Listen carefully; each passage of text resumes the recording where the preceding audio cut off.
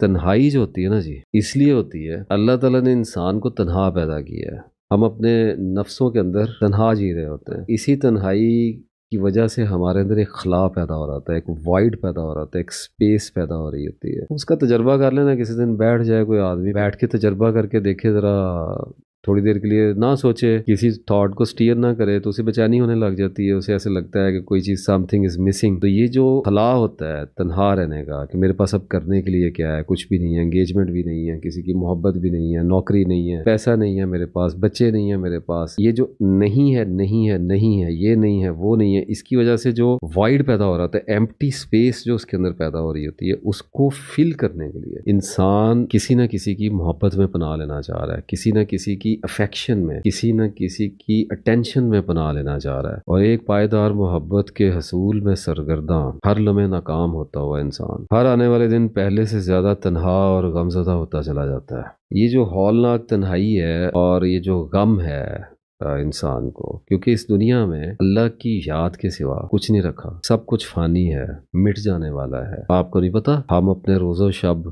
جن لوگوں کے ساتھ، جن چیزوں کے ساتھ، جن آسائشوں کے ساتھ گزار رہے ہوتے ہیں، ہمیں ہر لمحے یہ احساس ہوتا ہے کہ ان میں سے کچھ بھی کسی بھی لمحے ہم سے چھینا جا سکتا ہے، لیکن ہم اس کو برش سائڈ کر کے بڑی کامیابی کے ساتھ اگنور کر کے زندگی گزار رہے ہوتے ہیں۔ جب آپ اکیلے لیٹتے ہیں، جب آپ کے پاس کوئی نہیں ہوتا، جب آپ کو رشتے ناتے اپنا اصل چہرہ دکھاتے ہیں، تب جو شدید ترین تنہائی آپ کو دکھائی دیتی ہے، اس سے کیسے بھاگیں گے حضور والا؟ تنہائی تو ہمیشہ سے ہے اور رہے گی۔ اس تنہائی اور غم سے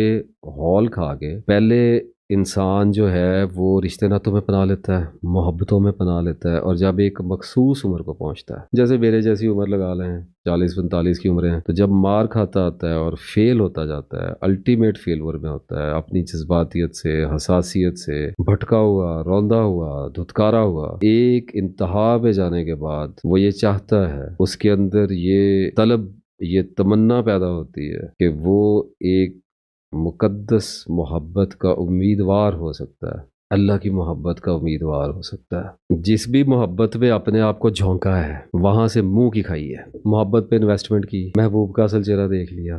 دولت پہ انویسٹمنٹ کی، خوف آ گئے، بچوں پہ انویسٹمنٹ کی، بے وفائیاں ٹکر گئیں، نافرمانیاں ٹکر گئیں۔ اعتدال سے آگے کی حدوں میں اس وقت بات کر رہا ہوں۔ بیوی سے محبت کی، کلیش آ گیا، دوستوں کے ساتھ وفاداری کرنے کی کوشش کی، دھوکے کھا لیے، کاروبار کے ساتھ محبت کرنے کی کوشش کی، گھاٹا کھا لیا، جسم کے ساتھ محبت کرنے کی کوشش کی، بیماری کھا لی۔ جس بھی شے سے محبت کرنے کی کوشش کریں گے ناکامی آئے گی، ہر جگہ سے ناکام ہو جاتا ہے۔ تو پھر وہ کہتا ہے کہ ایک محبت ایسی ہے جو اگر میں کرنے میں کامیاب ہو جاؤں تو کبھی ناکام نہیں ہوگا۔ تو میں کہتا ہوں یہ سوچ بہت اچھی ہے، لیکن سوچ بیسیکلی فرار کی سوچ ہے۔ وہی آدمی ہے،